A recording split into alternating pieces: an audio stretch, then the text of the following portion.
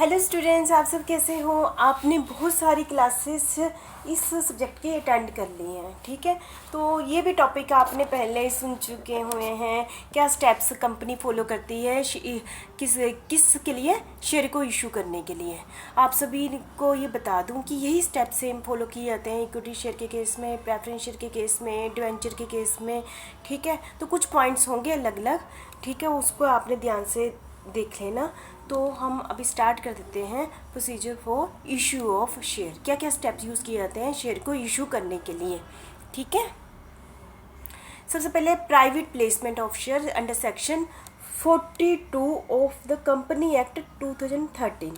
मतलब कि इसका कहने का मतलब है कि हम अपने कंपनी के जो शेयर हैं वो पब्लिक को नहीं इनवाइट करते, पब्लिक को नहीं कहते आके हमारे शेयर के लिए आप एप्लीकेशन भेजिए। हम किसी भी ऑर्गेनाइजेशन को, किसी भी प्राइवेट फ्रेंड को सारे शेयर इकट्ठे ही दे देते हैं कि आप शेयर खरीद लीजिए। उससे हमें बेनिफिट होता है कि हमारी ट्रांजैक्शन कॉस्ट नहीं लगती, ठीक है। और इकट्ठे सारे शेयर क्या हो जाते हैं, बिक जाते हैं। जैसे कि हमने किसी एसोसिएशन से LIC को दे दिए, UTI को दे दिए, ठीक है, उनको इकट्ठे अपने शेयर बेच दिए, प्राइवेट प्लेसमेंट कर दी, और इसके लिए हमें ज़्यादा फॉर्मेलिटी लगाने की जरूरत नहीं है। तो पहला पॉइंट क्या था, share are not issue to public, public को इशू नहीं किए जाते हैं। Statement in lieu of prospectus, जैसा कि आप सभी को पता है जब भी हम पब्लिक को शेयर इशू करते हैं तब हम क्या इशू करते हैं, प्रोस्पेक्टस इशू करते हैं, जो कंपनी के डिटेल में जो क्या सिचुएशन है उसके बारे में बताता है। लेकिन स्टेटमेंट इन ल्यू उसकी जगह हम कौन सा अब इशू करते हैं, क्योंकि हमने पब्लिक को नहीं इनवाइट करना है, तो हमने इसकी जगह कौन सा इशू करते हैं, statement in lieu of prospectus हम इशू करते हैं। जब भी company statement in lieu of prospectus issue करती है, ठीक है, तो ये 3 दिन पहले फर्स्ट अलॉटमेंट इसके शेयर को रजिस्ट्रार के ऑफिस में ये prospectus, statement in lieu of prospectus की कॉपी कितने दिन पहले हमने रजिस्ट्रार ऑफिस में देनी होती है, 3 दिन पहले। शेयर अलॉटमेंट करने से पहले, इस टाइप के शेयर अलॉटमेंट करने के 3 दिन पहले हमने रजिस्ट्रार के पास statement in lieu of prospectus की कॉपी भेजनी होती है, ठीक है। और जिसको भी ये शेयर प्राइवेट प्लेसमेंट बेच दिए गए हैं वो 3 साल तक ये शेयर बेच नहीं सकता। मतलब कि लॉक इन पीरियड कितना हो गया, 3 साल। प्राइवेट प्लेसमेंट ऑफ शेयर में के केस में जिस भी अलॉटी 3 साल तक अपने ये शेयर बेच नहीं सकता। और दूसरी मेन बात, इसकी जगह कंपनी क्या इशू करती है, statement in lieu of prospectus issue करती है। और इसको देने से पहले, अलॉटमेंट करने के 3 दिन पहले हमने इसको रजिस्ट्रार ऑफिस में ये सबमिट कराना होता है, ठीक है। तो आप समझ गए होंगे प्राइवेट प्लेसमेंट ऑफ शेयर किसे कहते हैं, कौन से सेक्शन के अंडर था, सेक्शन 42 के अंडर था, ठीक है।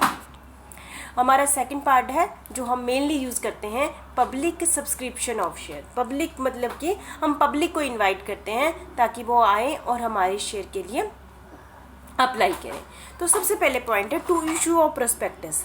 प्रोस्पेक्टस क्या होता है, ये होता है, ये कंपनी अपने बारे में, अपनी प्रेजेंट कंडीशन के बारे में, अपने फ्यूचर के बारे में डिटेल में, ठीक है, पब्लिक को बताती है। अपनी प्रॉफिटेबिलिटी, अपनी फाइनेंशियल सिचुएशन के बारे में बताती है, अपना नाम बताती है, कंपनी का एड्रेस बताती है, कंपनी के नाम, डायरेक्टर का नाम, उनके एड्रेस के बारे में बताती है, कंपनी का क्या ऑब्जेक्ट है, कंपनी ने कौन सा बिजनेस चलाया हुआ है, उसमें क्या रिस्क है, और सेबी की तरफ से उनके पास क्या कॉन्टैक्ट है, कंपनी की ऑथराइज शेयर कैपिटल कितनी है, इशूड कैपिटल कैसे है। ऐसे प्रोस्पेक्टस में कंपनी के बारे में डिटेल में पॉइंट्स दिए होते ताकि आप सारे उसको पढ़ के कंपनी को क्या करें, ऑफ़र करें। आपको मैंने बताऊँ, आपने सबसे पहले कौन सा सब्जेक्ट पढ़ा था पिछले साल, बिजनेस लॉ पढ़ा था ना, तो उसमें हमने ये टॉपिक पढ़ा था ऑफ़र, इन्विटेशन टू ऑफ़र। जो प्रोस्पेक्टस होता है ये क्या होता है, इन्विटेशन टू ऑफ़र होती है, ऑफ़र नहीं होती है, ये इन्विटेशन टू ऑफ़र होती है। इसमें आपको कहा जाता है कि हमारे पास ये है, ये है, ये है, तो आप आके हमें इन्वाइट कीजिए। और फिर दूसरे जो हमारा यहाँ पर हमने स्टेप लिखा है टू रिसीव एप्लीकेशन।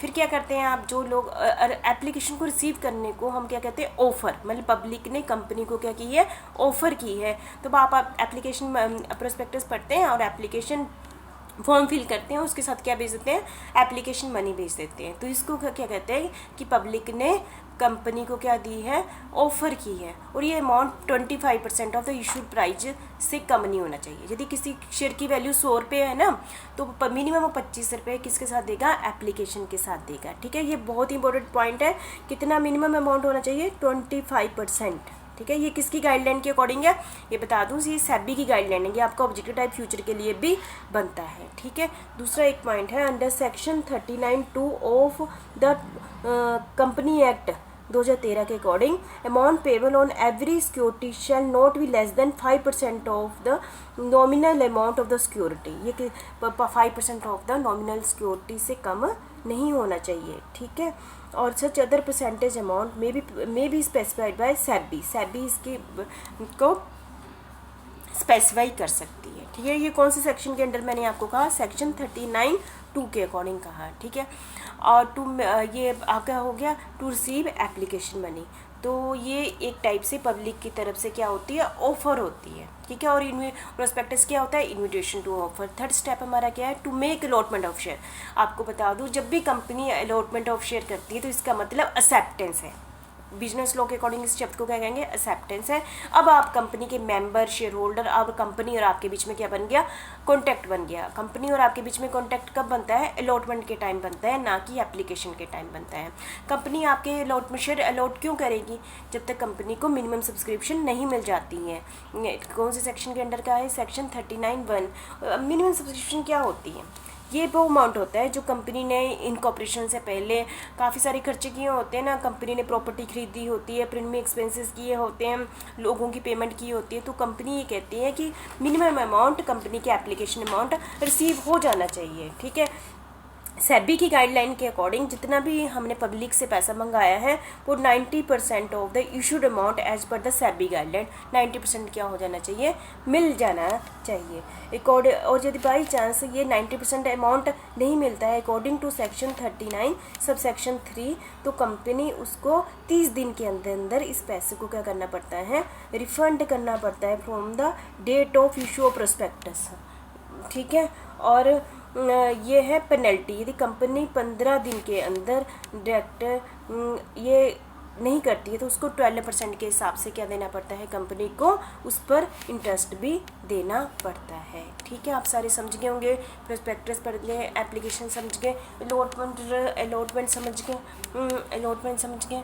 तो नेक्स्ट है हमारा to make call on share. कई बार कंपनी सारा पैसा एप्लीकेशन और अलॉटमेंट के साथ नहीं मंगाती है, तो कई बार कंपनी इस पैसे को अगले कॉल्स में मंगा लेती है, जैसे first call, second call, final call में मंगा लेती है। और इसके बारे में कहाँ मेंशन किया होता है, आर्टिकल ऑफ एसोसिएशन में इसमें मेंशन किया होता है। और इसको कौन से रूल्स अप्लाई करने पड़ते हैं कॉल ऑन शेयर में, शेड्यूल 1 टेबल F में कुछ रूल्स बताए गए हैं, उसके अकॉर्डिंग हम शेयर की कॉल करते हैं। आपको ध्यान से बता दूं जितने भी पॉइंट मैं अभी बोलने जा रही हूँ और अभी बोले हैं, एक एक पॉइंट आपका फ्यूचर का ऑब्जेक्टिव टाइप क्वेश्चन है, इसलिए ध्यान से इसको ऑब्जेक्टिव टाइप क्वेश्चन बना के आपने अच्छे से करना है।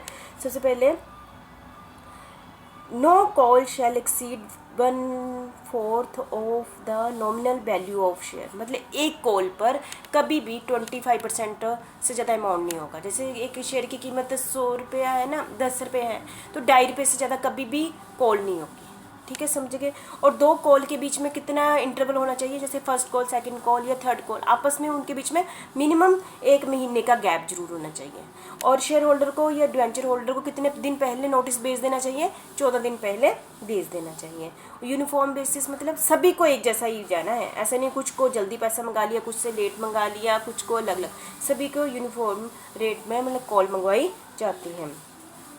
और ये सारी अमाउंट कितने टाइम के बीच में मंगवा लेना है, सारी कॉल्स कितने टाइम के बीच में मंगवा लेनी है, 12 महीने के अंदर मंगा लें from the date of allotment के 12 महीने के अंदर अंदर सारी कॉल्स हमने मंगवा लेनी है। Each call must specify amount of call, सभी कॉल्स में क्या स्पेसिफाई होना चाहिए, उसका अमाउंट क्या है, place of payment, mode of money, कैसे किस ढंग से आपने पेमेंट करनी है, लास्ट डेट ऑफ पेमेंट, ये सारा कॉल मनी के साथ आपको बता देना है। जैसा कि मैम ने आपको कहा, ये सारे पॉइंट्स बहुत ही इंपॉर्टेंट है, पेपर में आपका रिलेटेड क्वेश्चन आ सकता है कि कॉल में मैक्सिमम अमाउंट कितना मंगवा सकते हैं, 25%। और दो कॉल्स के बीच में कितना इंटरवल होना चाहिए, 1 महीने का। और कितने दिन पहले नोटिस भेजना है, 14 दिन पहले भेजना है। और सभी को एक जैसा ही ट्रीट करना है। और अलॉटमेंट के 12 महीनों के अंदर अंदर सारी कॉल्स के द्वारा हमने पैसा क्या करना है, कलेक्ट करना है। और ये सारी डिटेल कहाँ बताई गई है, शेड्यूल 1 टेबल F में बताई गई है। और इसके बारे में रूल्स कहाँ लिखे होने चाहिए, आर्टिकल ऑफ एसोसिएशन में लिखी होनी चाहिए। जितनी भी कॉल्स होंगी, first call, second call, third, तो उसके आगे मेंशन होना चाहिए ये फर्स्ट कॉल है, ये सेकंड कॉल है, ये फाइनल कॉल है। ठीक है, कॉल्स आप अच्छे से समझ गए होंगे। ठीक है, थैंक यू वेरी मच। तो आपने अभी तक ये सीखा क्या क्या स्टेप हम फॉलो करते हैं प्राइवेट प्लेसमेंट में, पब्लिक में। ठीक है, तो आप अच्छे ढंग से पढ़ लेना, नहीं समझाएगा तो आप पूछ लेना। ठीक है, थैंक यू।